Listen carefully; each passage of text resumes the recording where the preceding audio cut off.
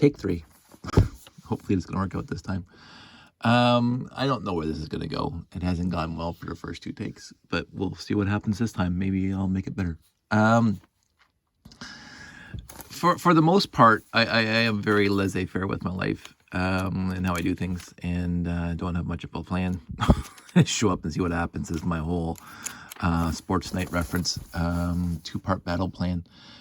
First part, show up. Second part, see what happens. But normally when I start something, when I'm in a creative mood, I don't have a specific end state in mind. I mentioned that with my big tower in the background there, that the end state was not known until basically I got to the end state. It didn't seem complete until I got there, and now it seems complete. But it complete in a way that also, I can still modify it because add details and whatever, but the overall aesthetical look of it is now complete. And so, but I didn't have any plan when I first started building the tower over 10 years ago. I had a general idea that I wanted to build a tower that reminded me of Peter Reed's space, microbase, and had some features of Cloud City and the CN Tower and 2001 and a whole bunch of other stuff that I was inspired by through my life. And it got there for me. Your mileage may vary. But that was just a tower. But there's a whole layout that goes with the tower, because in context, in universe, the tower has to be part of a cohesive layout, which is inspired by me being a kid and receiving the 918 when I was 12. I'll say, I think it was 12 or 13, 1978, 1979. I needed, I wanted back then to have a village, a place, a work area, a live area, a world for my classic space minifigs to live in.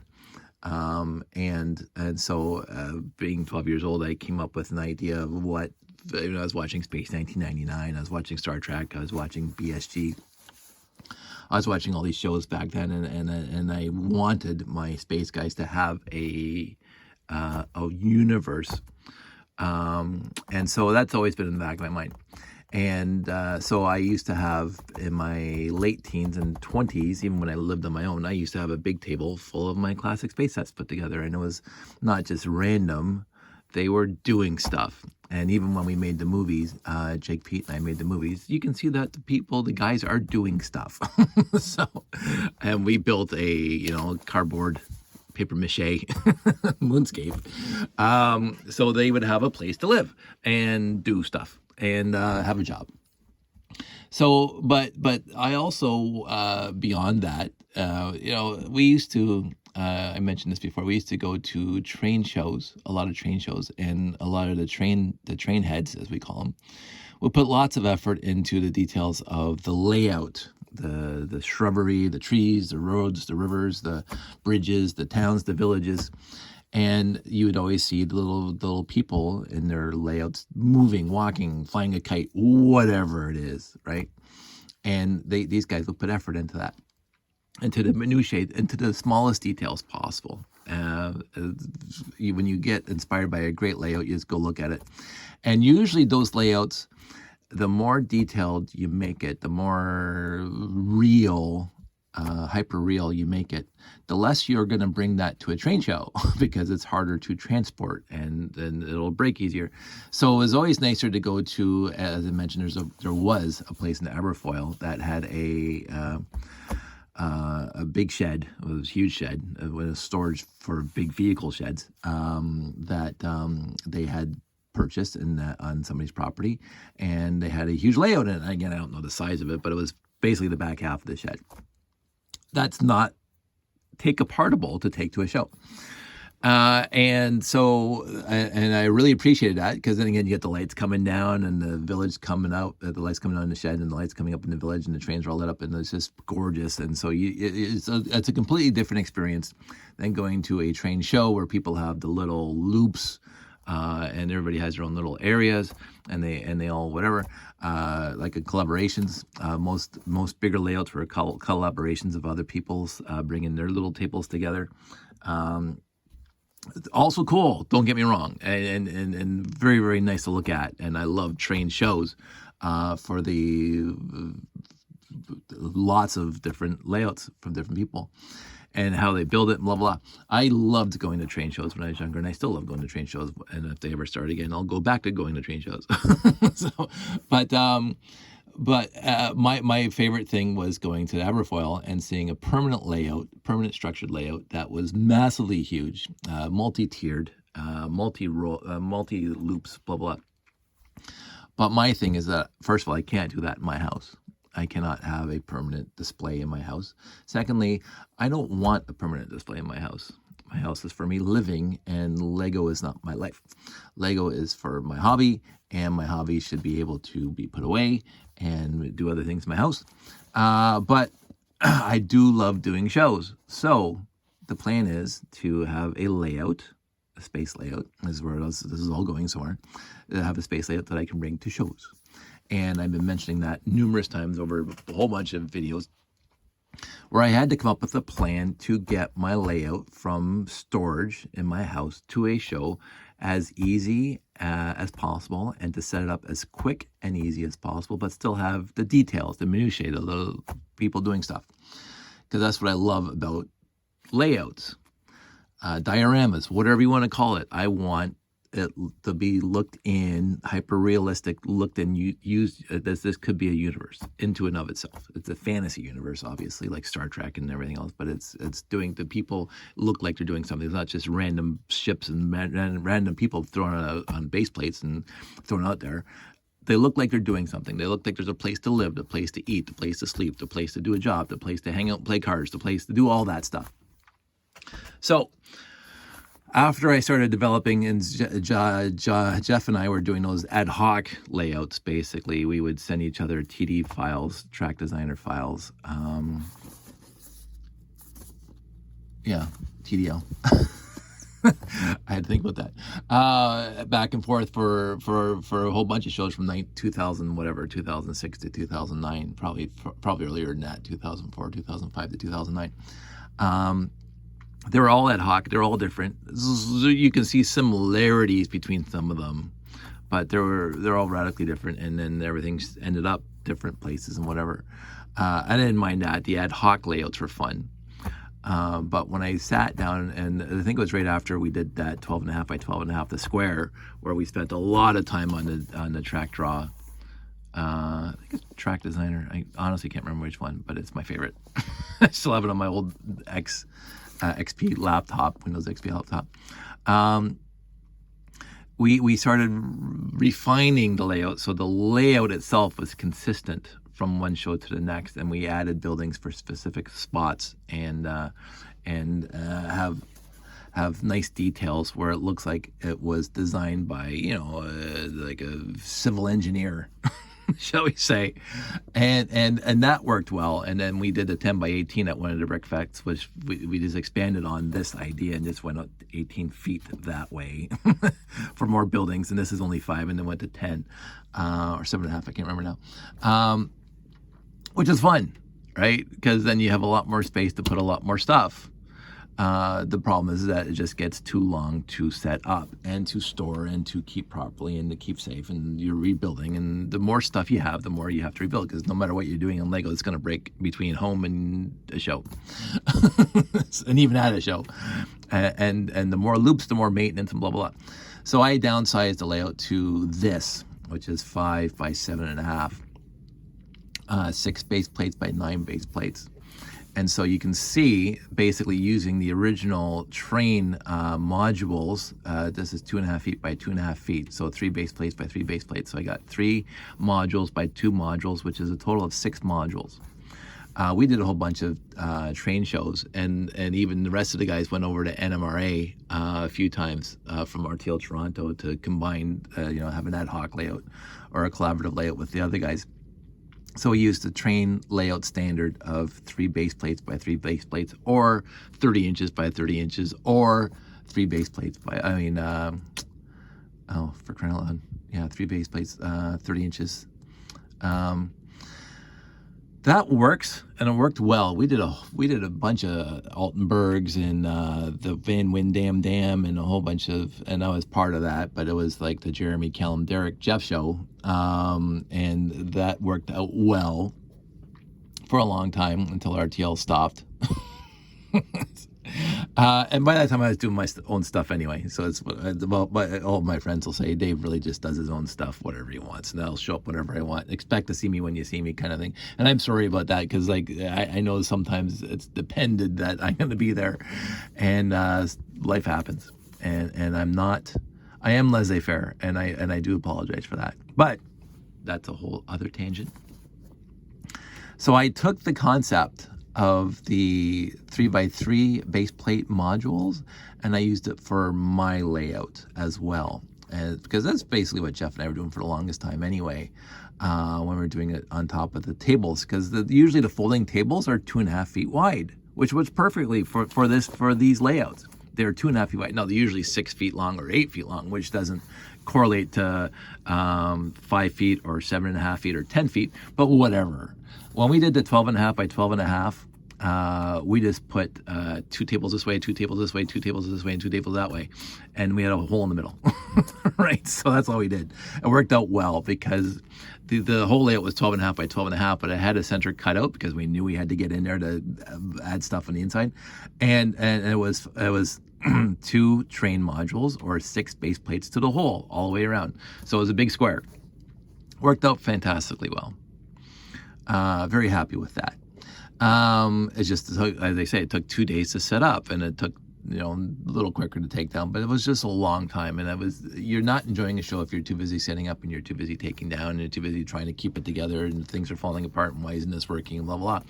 And if it's so big that you can't reach into it, you have to be able to reach into, oh, there's a minifig fell over there, because people are going to be taking pictures of this. They're going to put it online. They're going to hashtag them, and you're going to say, oh, that minifig fell over, and you're going to, oh, that. Yeah, it's such an innocuous little thing. But it's like, I see so many pictures online of stuff that I felt and other people don't. And what you notice first usually is if something's wrong with it. And then you get you hashtag, this guy fell over, whatever. It's cute sometimes, but it's nice to have. I don't ask for perfection. I am not a perfectionist by any stretch of the imagination. I don't care. But I do like the layout itself to look like it's together, and if something has fallen over, that's part of this show. It's part of the in-universe. The guy has to go fix it. I have a doodad on the layout that's busted, and there's the Benny with the toolbox fixing it. So that's cute, right? So that's fine. But if I used to take a gazillion pictures of my layouts before YouTube, and I would say I'll go through pictures. Oh, the minifig was knocked over, and it's not a big deal. I'm not going to lose any sleep over it. But, I should have noticed that. Now, why didn't I notice that? And why didn't I fix that? So the bigger the layouts you have, the more you have to put into that kind of work in order to make it cohesive and working and blah, blah, blah. So I reduced it. My standalone layouts, the biggest was 10 by 10. Jeffy provided the rocket and the space station, the train / monorail station, and the air purifier station, which was just awesome. One of my favorite builds of all time. And that was 10 by 10 with the notch out of the back, so it looks like they accent aigu or whatever for brick fet. But it was 10 by 10, but it was an L shape, so you could reach into it from wherever you are. You could reach, you don't have to step into, and I've had to do that a few times. You step on one of these plates, you take the ship off it, and so you can put your foot there so you can fix something. I just didn't like doing that. So I do like to have, knowing that I don't want my layout to be so deep that if I have to get to the center part, I have to step somewhere onto the layout. Well, of course I can't do that now because it's up in the boxes. But before, when it was on the floor, I used to have, because it was so big, I would have to step onto these crater plates or whatever. And I'm going, oh. That's just a recipe for disaster. A very big recipe for unpleasantness. Because if my foot catches on this, the whole thing comes over. And don't tell me, I mean, I've done that so many times. Especially before when we used to have this thing on the floor. And I'd be stepping in here to fix something on the tower. My foot get caught on the monorail track because it's a good 18 inches off and I try to carefully, but I'm a klutz. I've mentioned this before. I'm a huge klutz. And if you pull this, the monorail track stays together, but whatever is attached to pulls it over. So all of a sudden, it's a complete demo zone. All of a sudden, everything's broken. And you're spending all this more time to fix it and whatever else. So when I came up with my standard layout that I'm going forward with right now, with the idea that it can expand, I went to 5 feet by 7.5 feet. And that's it. First of all, because this entire thing fits into those wooden boxes I built. It worked well. Like I did a whole bunch of shows with this layout without the wooden boxes, and you just use cardboard boxes. But all of a sudden, this whole thing fit into the 8 wooden boxes I built. And I thought, well, that's fantastic, because the 8 wooden boxes fit like Tetris into my minivan, and I can go to shows. So I don't have to have anything. I don't have to pull a trailer. We still have room for luggage if we're going to go overnight somewhere, blah, blah, blah. If we decide to go down to Brick World or Brick Fair, whenever they open things up again, and I'm not worried about getting sick. Sandy, Josh, and I are going to do a whole bunch of shows in the U.S. because I keep on regaling him of the tales of me going to Brickfest 2004. Not the first Brickfest, but it was the only Brickfest I actually got to. And I had such a good time. Of course, back then, I knew all the people, because not personally in real life, but on LugNet for all those years. And Christina and a whole bunch of people. Chris, a bunch of people, and I wanted to meet them in person because I've been talking to them for 5 years on LugNet, and I just couldn't wait to get down to Brickfest. And I had such a good time at Brickfest. It was more, again, the Dutch have a word gezellig. It was more comfortable back then because it was small. It was a small community that we all knew of each other, and because of LugNet but I didn't bring too much to that show. I don't think I had anything to display at that show. Kellum and I drove in his car. I think Derek brought his big space guys, and I can't remember what Jeff brought, but we had a great time, and it was an awesome time. And I regaled Sandy and Josh about the great time at Brickfest, and even the time that Kellum and I decided to go, check out the Capitol buildings and Washington Monument and Lincoln Statue and all that stuff. I mean, this is such a historical town because it's just right there, right?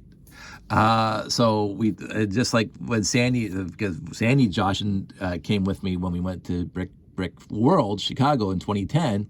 Josh was like a year and a half old. Wasn't too old. But we went early. So we drove down to Chicago. We got there on a Monday, and the Brick World didn't start till Wednesday or Thursday. So we got to hang out in Chicago for 2 or 3 days. Take the shuttle into Chicago. And so we did the on-off bus. We did all the tour stuff. Saw where Ferris did the dance, that's great. Went up to the Sears Towers, all that stuff.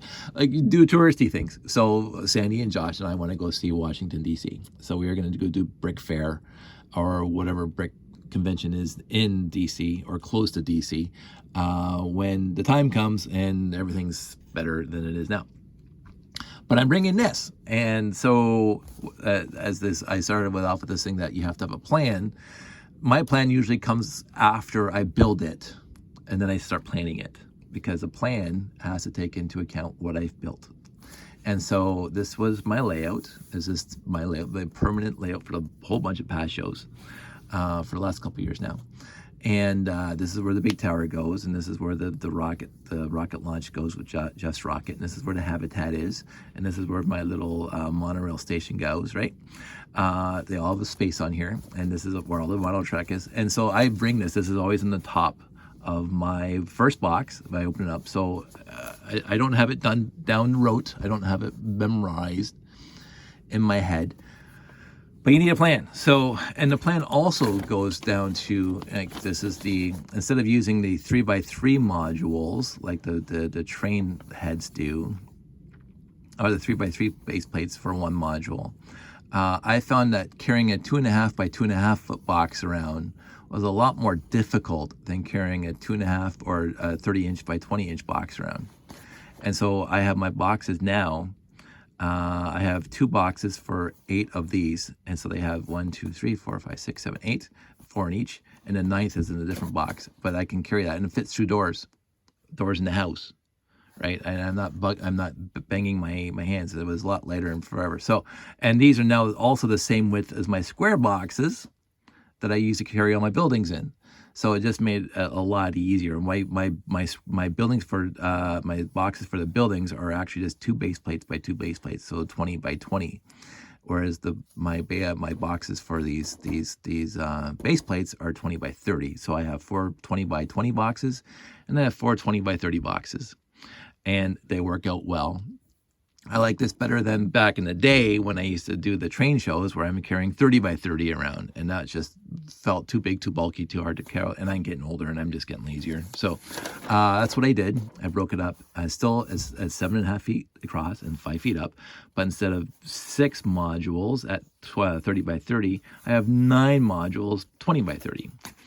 And I break it up like this so I know, because I'll forget sometimes, where each module goes. Because the modules themselves, these units themselves, I mean, they're all different. There's not one that's a mirror image or whatever of each other. And I've got this down pretty rote now, where there's no base plates. That's the base plates for the building. The building has its own base plates built into it.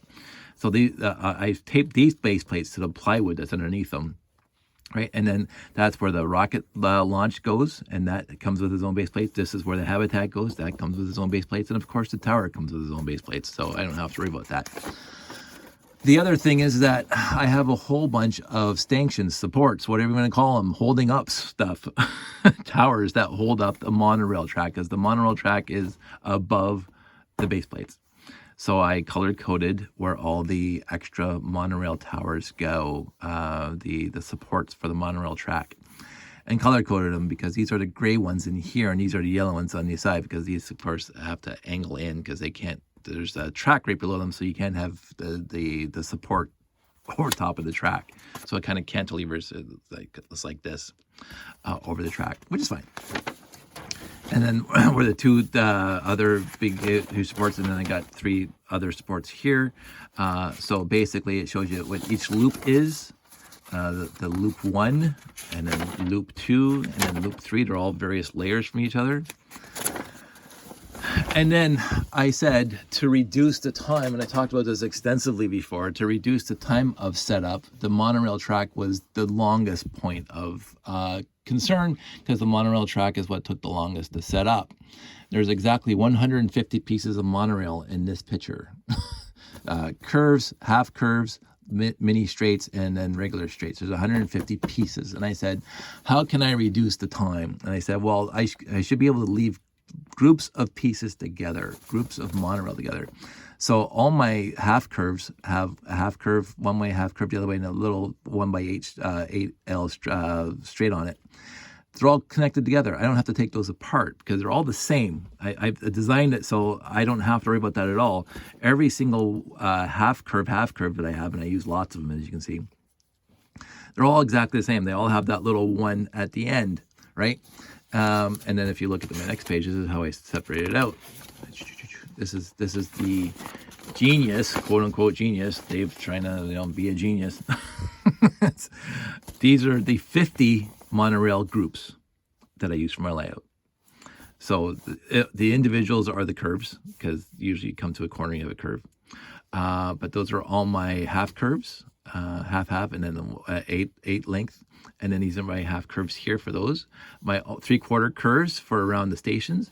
And then all the straights are 2 full straights and then a bunch of small ones.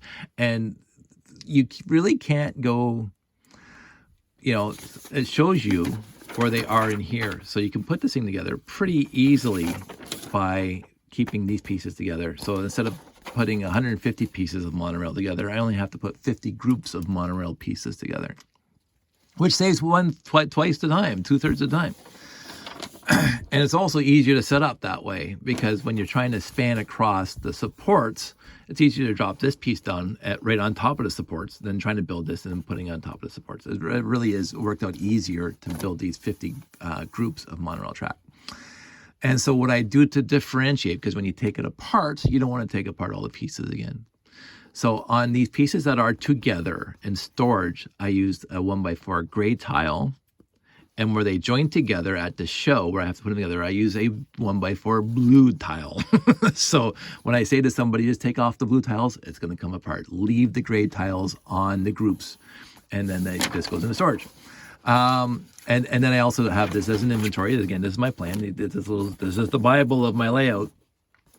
I can count all the parts that I need to make sure I didn't forget something. They're all here, blah, blah, blah. I will say that 2 of these are left on the habitat, and because there's no point in taking off the habitat. But I know that. So that's part of this Bible. And then I started working out where I'm actually putting the spaceships. Now, this is kind of an ad hoc thing, right?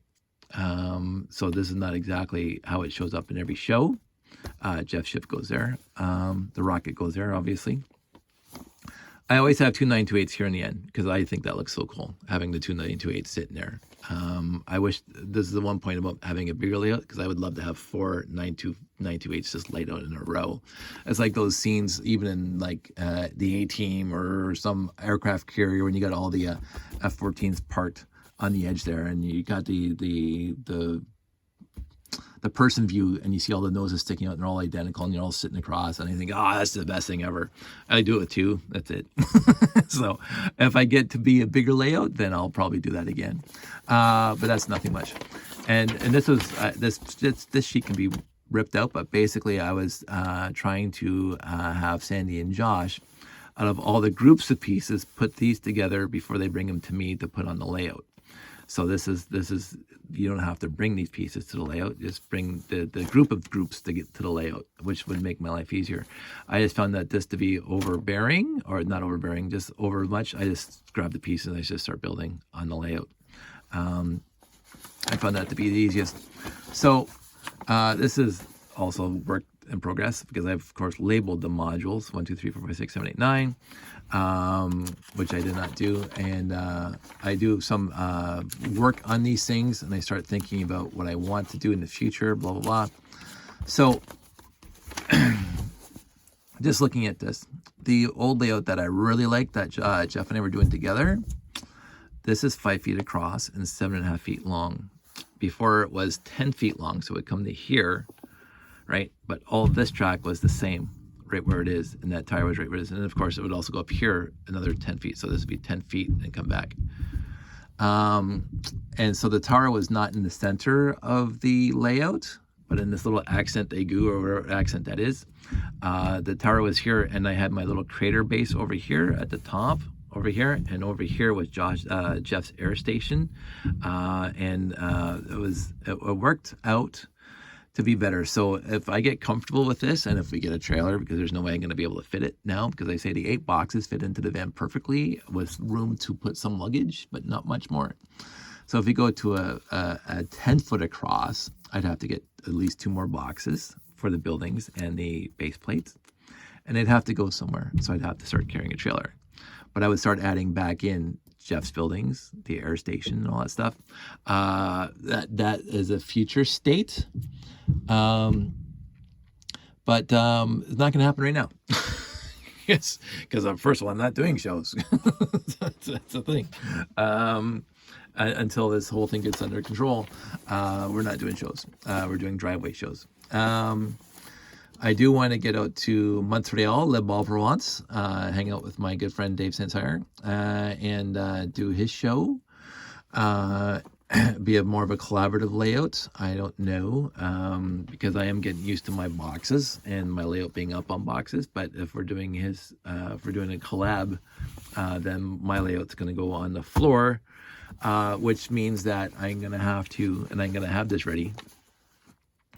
All my parts and pieces that are taped to wood, I won't bring in any of these.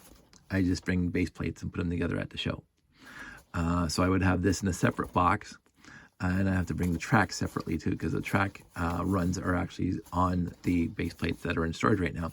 So I have to take into account all that. But it would save me bringing the 2 boxes of modules because all these are in 2 boxes and I wouldn't have to bring those. So I would have a cardboard box, say, that I used to do for my base plates, and they would just all sit in a cardboard box, which would save up a lot of space. So that's a plan.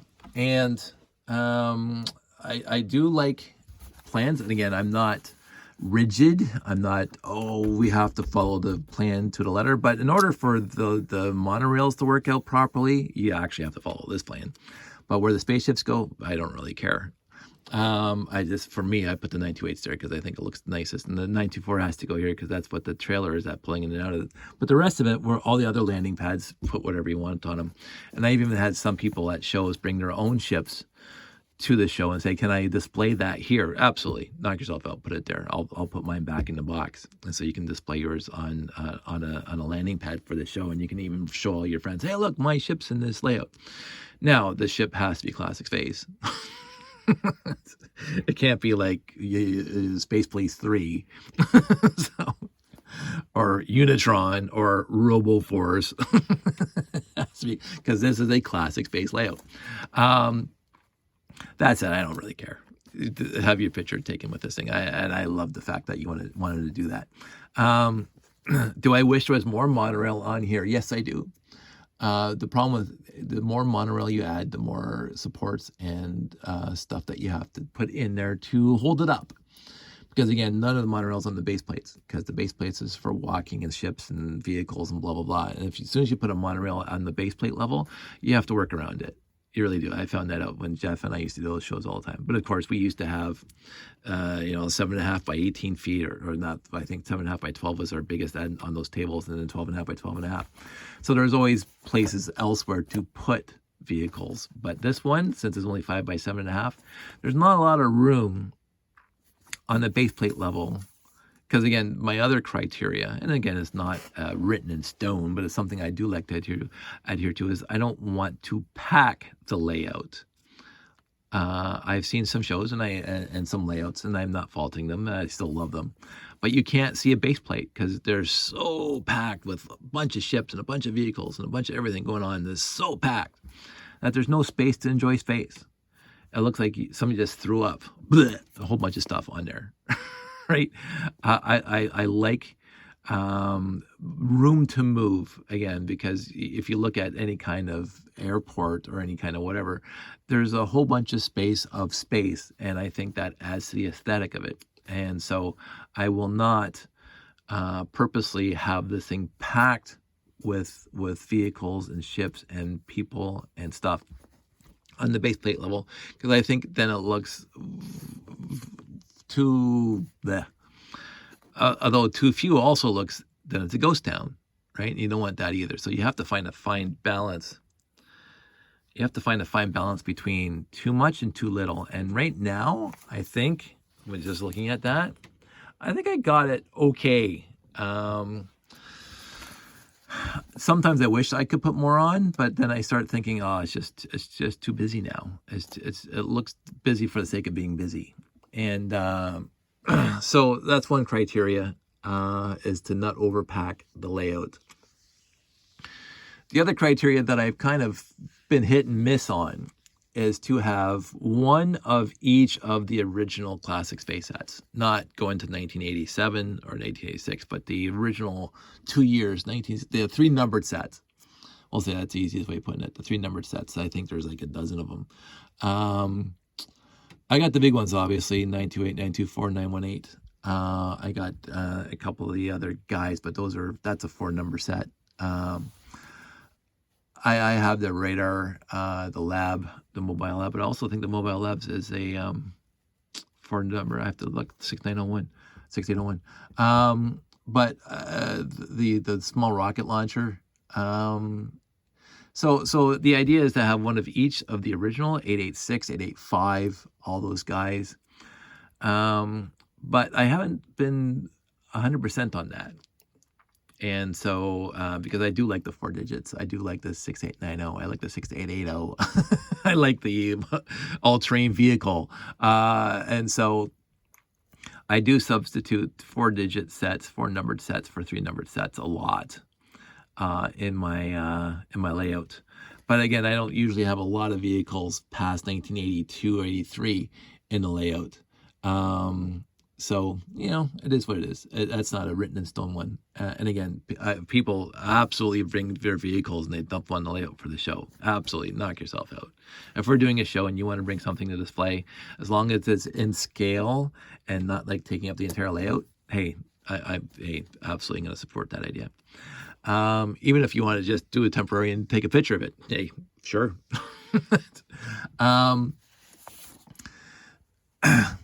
I was going to go off on a tangent, but we're already at 34 minutes. I spent a little bit of time today watching a YouTube video about monetizations and how people are using these streams to promote and promulgate bad ideas and a whole bunch of thoughts about YouTubes and Reddits and Twitch accounts and blah blah blah. I've continuously said from the beginning of my YouTube channel, which is 15 years now, I'm not here for monetization. I am not remotely interested in getting money for this. As I said back in the day with Google AdSense, back when I used to have my own website, sandysparky.net, they used to send us a check every 6 months for $50, and that was good enough for me. I'm not interested into getting millions of subscribers and promoting stuff, because this is my hobby, and I want it to stay being my hobby. And if it becomes a money thing, then it's not a hobby anymore. Then it's a job. And that comes with a whole world of pain for me, because I have a job that I actually like, and this is just what I want to do. Because I said this, and basically when I was watching these videos, this video today, they were saying how the YouTube streamer can manipulate people into subscribing and liking and becoming a Patreon and blah blah blah. And I'm going, well, good for them.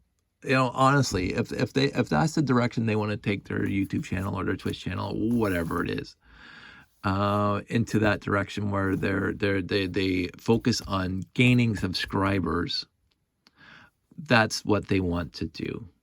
That's not what I want to do. I've obviously not really caring subscribers at all, because I've been here for 15 years and I have 420. I want friends. I want friends and most of the 420 people who have subscribed to my channel, I know personally. I've met them in real life. We've done shows together. They're friends and family. There's a whole bunch of new people that I do not know, because I've been posting a lot more on Instagrams and the TikToks, and pointing them back to my YouTube channel that are Lego fans. And hey, let's check out Dave's stuff. Here I am. This is my stuff. So, happy you're here.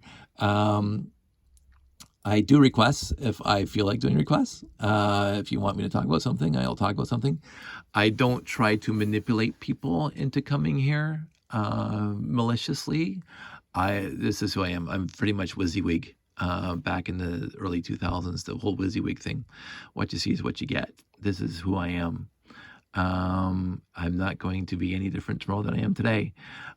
This is my hobby. This is what I want to do. And as long as I keep on wanting to do it, I'll keep on doing it. And so YouTube has to make its money somehow. I fully am cognizant of that. When I had my own website and I was paying, whatever for internet, because the website was on my home computer in my own house.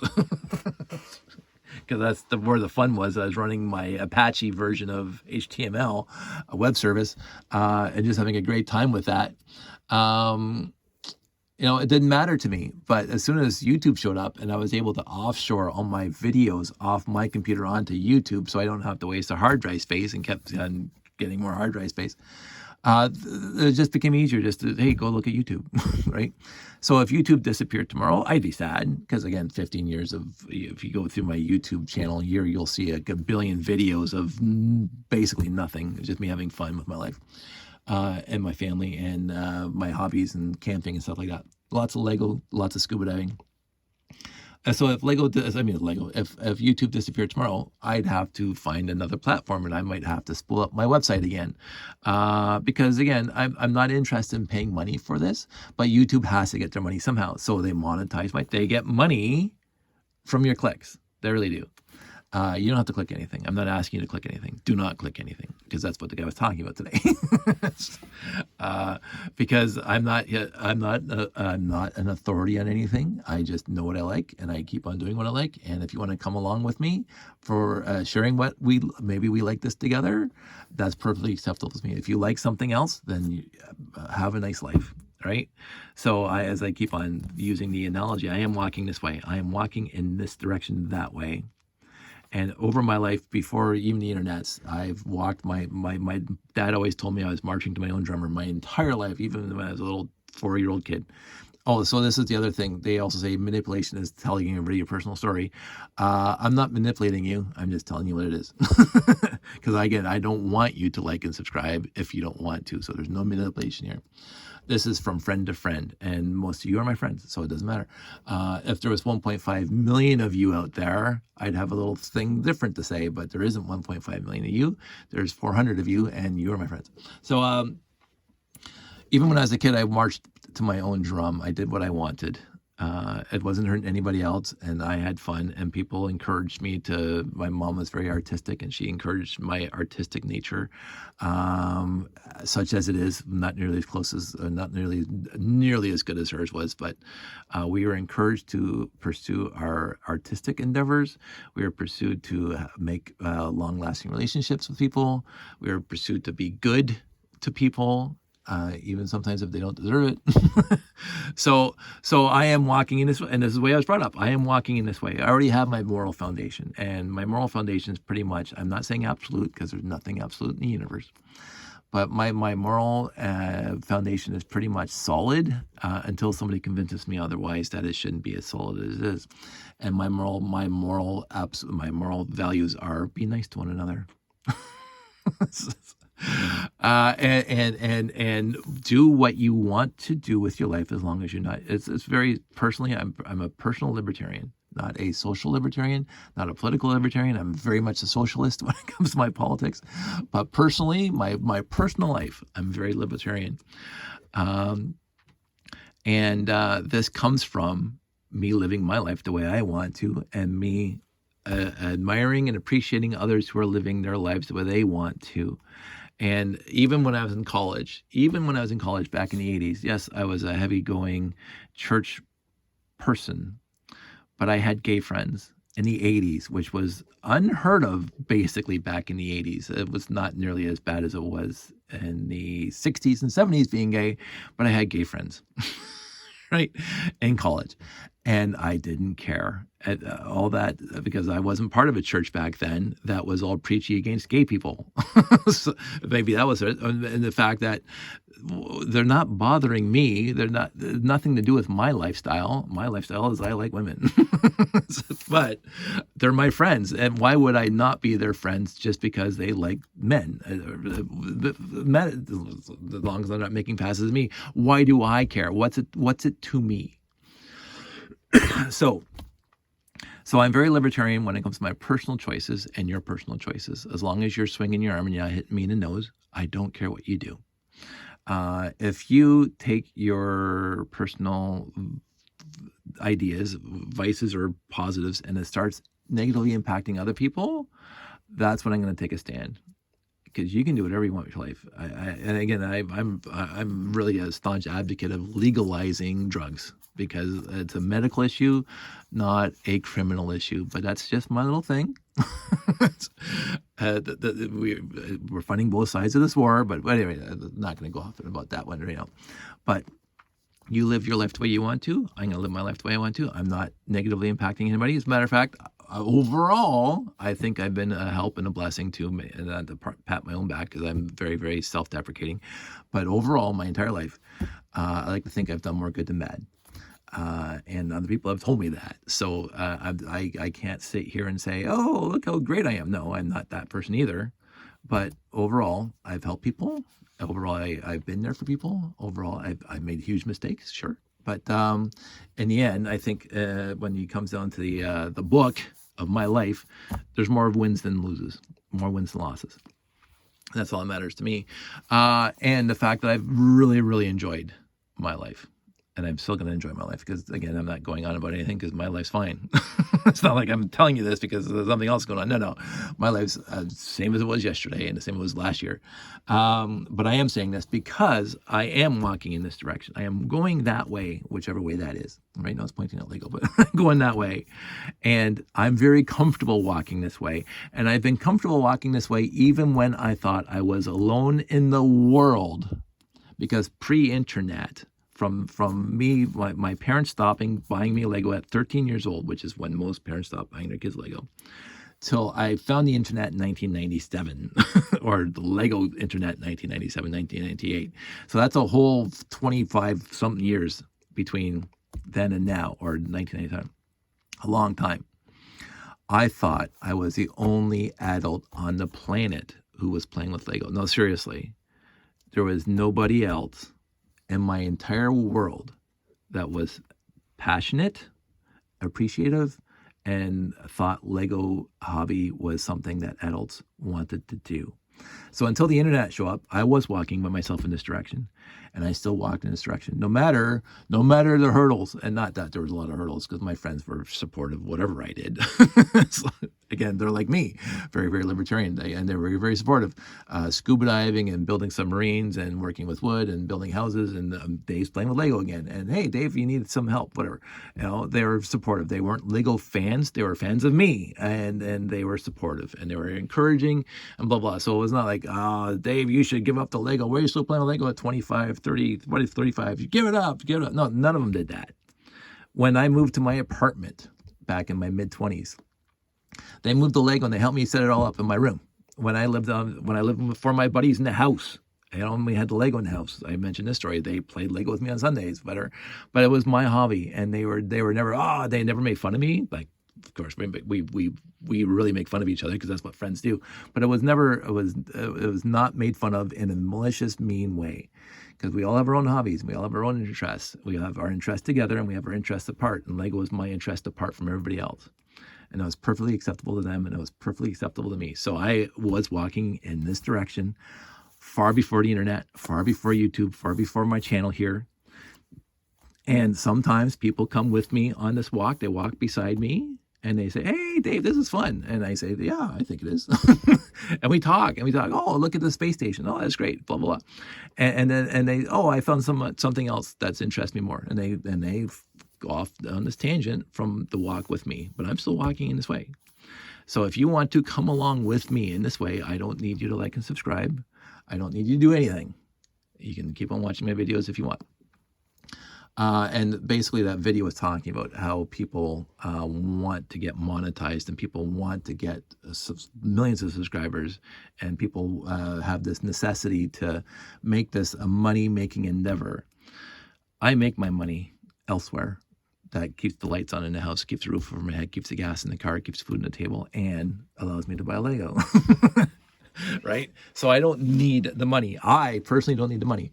I also want to make this a comfortable zone, because that's my whole thing. I want to be there for people. I want this to be a comfortable zone for people to meet and talk and have a good time and enjoy, because there's enough things in the world right now that are just completely crappy. We don't need one more crappy spot on the internet. So my channel, Dave's channel, for talk about anything, is the fact that I like to talk about fun stuff. I like to talk about my hobby here, and then you can go back and check out some of my diving videos if you so desire, and some of my woodworking videos, and some of my camping videos, and whatever else, hanging out with my mom before she passed away. So all that stuff.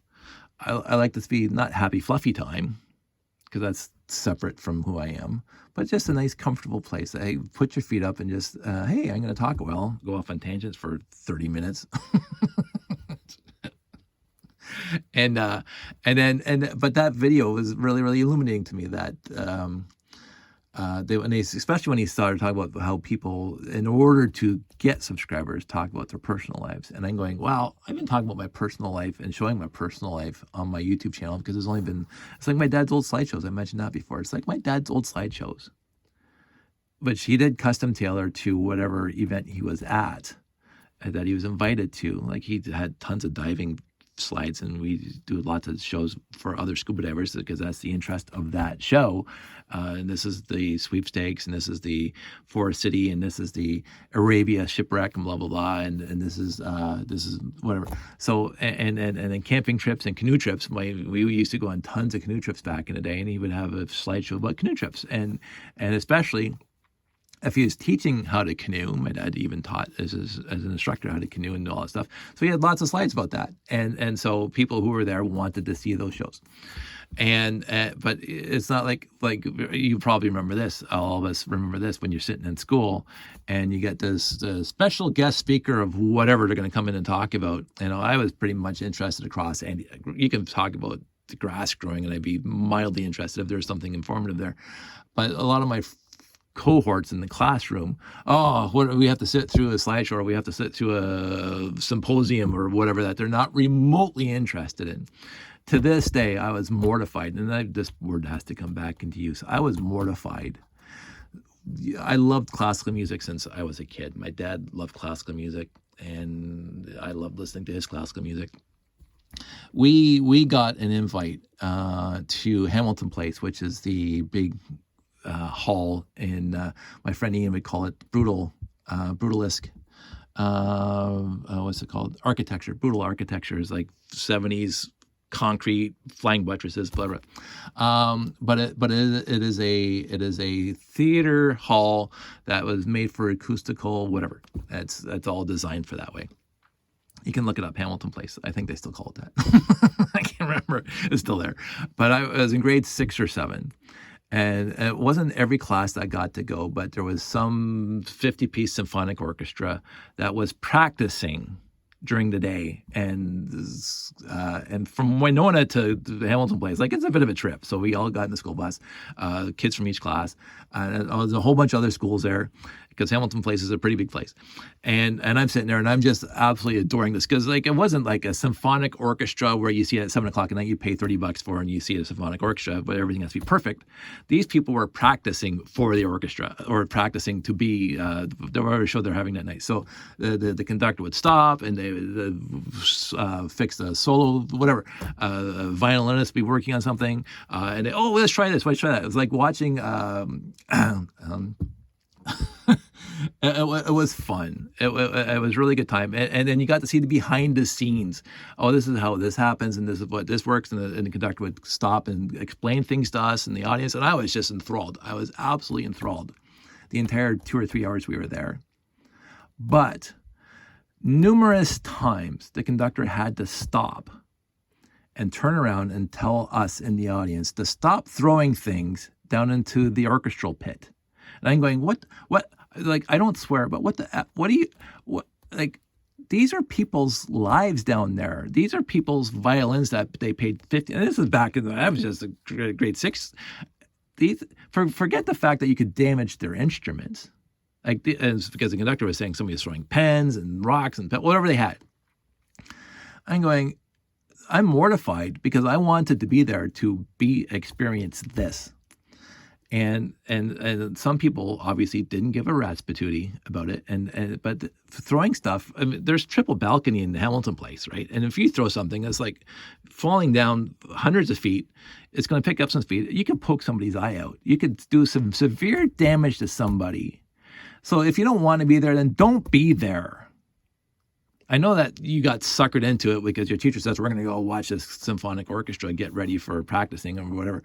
I get that. But for the love of everything, you're going to hurt somebody. You're going to damage something. You're going to destroy property. To this day, I remember vividly being absolutely mortified to be in that room with other people my age that were doing this. And it was disheartening. It still disheartens me to this day. And this is 45 years later. I remember like yesterday, I was absolutely mortified. So, but my dad, when he was doing a slideshow, it's either for family, we all wanted to be there. For dive club, they all wanted to be there. For canoeing, we paid to be there or whatever, to learn how to drive canoe.